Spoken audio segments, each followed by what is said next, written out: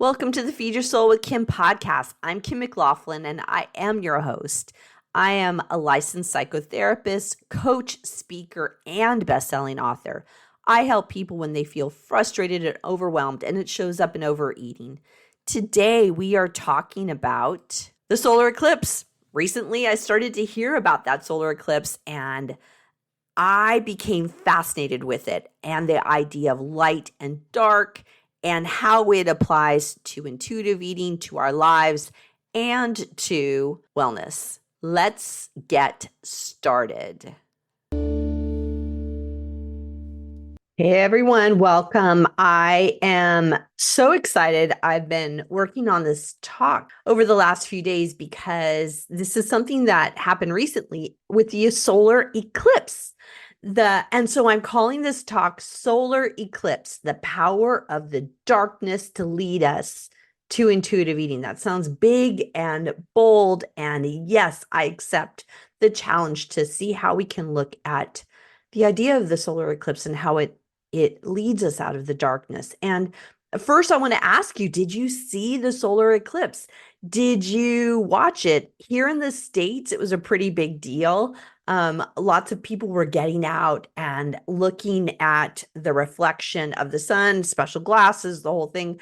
My husband and I went outside and we didn't have the glasses, but we used the little paper that shows the outline of the solar eclipse. We've done this before, and it was also pretty cool. There were the moon shapes in our plants. If you look down at our plants, the reflection down on the ground, it was pretty cool and pretty interesting. And so I just became fascinated over these past few weeks about the solar eclipse. And I was even amazed because friends of mine traveled to another state to look at the solar eclipse and track what was going on. And I found that fascinating that this really has captured our minds and kind of just the wonderings of it. So it made me think about it and how it's related into our lives about food, overeating, body image, and that's what we're going to talk about today. So first, for those of you who don't know, I think it's good to just go in a little bit about what is a solar eclipse. And so what it is it's when the moon passes between the sun and the earth. So it gets in between the sun and the earth and it casts a shadow on the planet. There are places in the United States, I think Mexico too, where it literally went dark, like it was nighttime. And it was this powerful reminder of the elements and how when the moon gets in between the sun and the earth, we're going to have darkness. And that also the idea that it was temporary, that it didn't last for forever and it moved in and it moved out. And we also were aware of it and were looking for it and really knew what to do about it. And I think that is some of the metaphors and messages for overeating, for food, and for our bodies. So let's talk about that. The idea of the light turns into the dark, turns back into the light. And I think we all know, we've talked about this a lot on the Feed Your Soul with Kim podcast. We talk a lot about the relationship with food and how it feels hard sometimes. And that would be a la the darkness, where we feel guilt and shame and restrictions and angry at ourselves and just heavy from food. And that is that dark shadow time. What we've come to know, as we talked about this a lot in this podcast, is that we can do things to move out of that dark shadow time and back into the light. But we've got to acknowledge and honor that there is this dark moments that come and really become knowledgeable about what do we do. I don't think it goes away where we're ever all beyond it. The food shows up for us as there's difficulties, and that's just life. And so as we were celebrating the solar eclipse, we go, oh, we noticed the moon was going to come in between the sun and the earth. We knew there was a shadow. We knew we'd move on. And I think the same thing happens in life. one of the reasons why I wanted to do a podcast and a talk on the solar eclipse is that my friend Teresa Campos, and I'll put her information below. I love what she talks about. And she had a community workshop where she talked about the symbolism of the solar eclipse. And I found it fascinating because we did some meditations and really getting and writings about what does that darkness mean to us and what's going on, and then how do we move out of those shadows in our life. And I think that once again really fits well with food, with overeating, with body image, with wellness, about noticing that darkness. So what I came away from that talk that she had, and some of the questions, and I'll put them below so you'll have them, is what are the shadows in your life with food, with body image, with overeating? And start journaling, or recognizing, where am I struggling with food? Where am I struggling in my life? How am I struggling with my body image? And the deeper question that Teresa Campos, she's at teresacampos.com. She talked about and asked about, where is there a lack of forgiveness? That dark shadow can be the idea of, where do we need to forgive? Where is there this heaviness? And where is there anger at ourselves and at others? Those are super good questions. And I used them in my journal to really look further about what's going on in myself. And it gave me some bigger answers to what I need to do for myself, because those shadow parts are those undiscovered parts that really are looking to break through. And we can use that time because it shows up for all of us at certain points in our life. It might not always be about food, but it can be about a struggle in your life. And I find that darkness of the eclipse is that metaphor to what shows up, what shadows are showing up within me. And as I recognize it, I can move through it and literally let the sun shine, let that moon pass through, so there's sunshine. And that, I think, is the goal, is moving out of that darkness into the light. So how are we going to embrace that? And how can we embrace there being that lesson of the solar eclipse? And one of the things I think that's important that we can get from that solar eclipse is that it's temporary. It's transitory. It moves in and it moves out. It does not stay the same. So if you're feeling alone, in guilt, in shame, in the shadows, it can move out. What we're going to talk about in a little bit is what you can do about that, and what you can do to feel like you recognize when the shadow's coming in, but also what can you do to help move it on.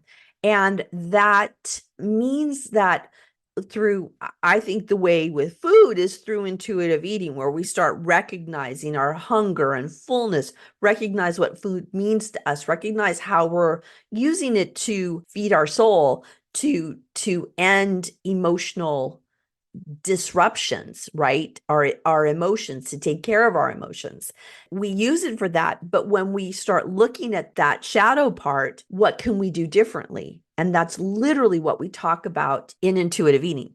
So here are some questions that we can start using to go into, what is that deeper aspect? What is that deeper connection that we need in order to move through that shadow point into the light, right? All in a metaphorical kind of understanding. And it showed up in a physical form when we have the solar eclipse.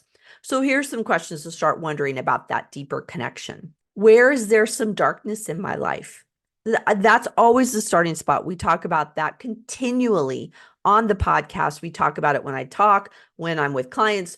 Where is some darkness in your life? That would be a great journal question, a great journal question. When you kind of look at what darkness is coming on, what change is calling me?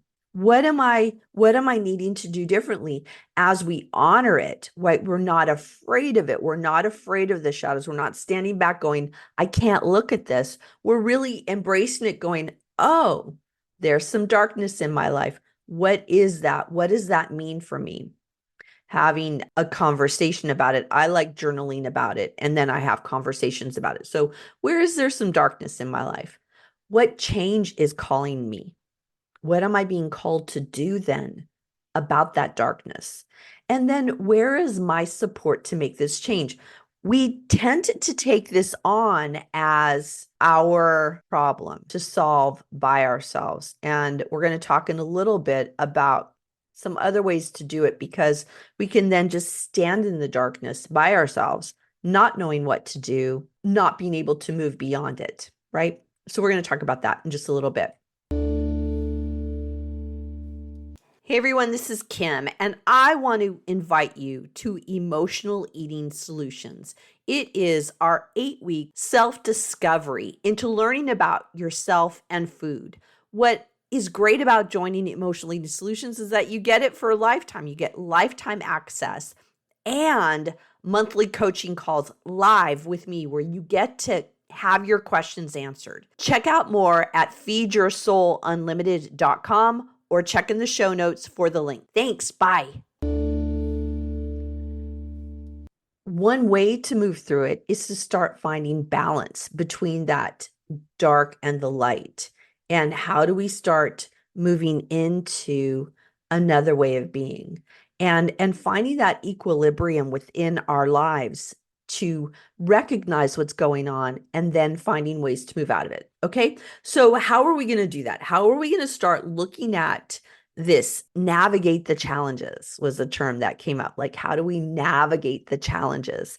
And I think one of the ways is to use intuitive eating as a way to harness the power and navigate the challenges. So one of many things, there's so many, I could do hundreds of them, but I just wrote down a few tools that you could start using. One is looking at what's going on through a positive light. By that, I don't mean discount what's going on, but what is the gift in this? What is the value in this? Those, I think, are seeing it in a positive light, to start asking yourself questions about, what does this mean for me? What could I do differently? What's calling to me? And asking those more affirmative questions to help move you out of what feels like darkness, right? Also, the idea of practicing self-compassion, I think, is a really important tool. And that becomes loving yourself, honoring the value that you have, and really increasing that self-compassion for yourself and what's going on. It could be a season of difficulty, of darkness that feels really hard. So how can you have self-compassion for, I do it where I pat myself on the shoulder and I say this to clients: you pat yourself on the shoulder, go, there, honey. It's hard right now. And just like the solar eclipse, the moon will come in between, there will be the darkness, and it will move on. And we trust that we know it will move on. Another tool, a third tool, is building resilience. And that becomes how you start taking care of yourself in a way that boosts yourself up. It's interesting. I have been doing, since really the first of the year, I have been doing a daily meditation practice. This is, gosh, it's been then 4 months, 4+ months I've been doing it on a daily basis. And this has really had a profound impact in terms of building my resistance. I feel like I'm not so reactive. I'm not so bitey in my comments, or easy to anger. And I can pivot off of feeling really upset, because I've built the resilience in myself through, for me, meditation, more inner positive regard. And it just keeps me more elevated. I use what's called positive intelligence. And if you want to learn more about that, shoot me an email and I can send you things on positive intelligence. It has been something that's been a game changer for me. And I will start talking about it more on the podcast about positive intelligence, because I have found that it's been really powerful. But what that does is it builds more capacity within me to increase my resilience, increase my self-esteem, and increase my ability to manage things that are difficult. That's just the truth. It begins to help me navigate challenges with grace and with strength. Just like as the moon moves through between the earth and the sun, this too will pass. So, if we're going to look at what kind of things you want to do, I've already made mention of some of them. What could you do? Is one is take a moment and journal or meditate on what changes you're ready to embrace and how you can find balance with your relationship with food, with your body, with your life to really increase that wellness. And those are some major tools I love is journal and meditate and do it right now after this talk, after this podcast. The other thing to do, and this is what we were talking about earlier, is seek out support from professionals, licensed mental health professionals. If you need some help about how to contact somebody, I'll put it in the notes below about how you can seek some professionals. Really, it just takes Google your city and licensed mental health professional, and you will get lots of people. If you're within the California area, you can look me up. I'm a licensed mental health professional within the state of California. I'd be more than happy to help you with mental health issues. You also could align yourself with a community that shares your same goals and wants to really feel better in their lives, in their body, and around food. And one of the places I recommend is the Feed Your Soul community on Facebook. We really have a positive atmosphere where we can really support each other to feel better around ourselves and around food. The last thing I would suggest, and maybe it should have been first, but come join us in Emotional Eating Solutions. That is our course that helps you move you through peace with food through intuitive eating. And really, I think more than that, it's a wellness program. It's really about how to have wellness in your overall life. We look at it through the lens of food and intuitive eating, but it's really how to have wellness, mind, body, spirit in your life. And I think that's what we're all looking for. So I hope you embrace the idea of the solar eclipse and the idea that, yes, we have the light, we move into darkness, and then we know that we're moving back into the light as the metaphor for our lives. And I thank you for listening. Thank you for being a part of the Feed Your Soul community and listening. And I love talking with all of you. And I look forward to talking with you again really soon. Bye-bye. Thank you for joining us on the Feed Your Soul with Kim podcast. We love bringing you fresh content to help you end emotional eating and start feeding your soul. We would appreciate it if you would subscribe and leave a comment about our podcast so others can find us.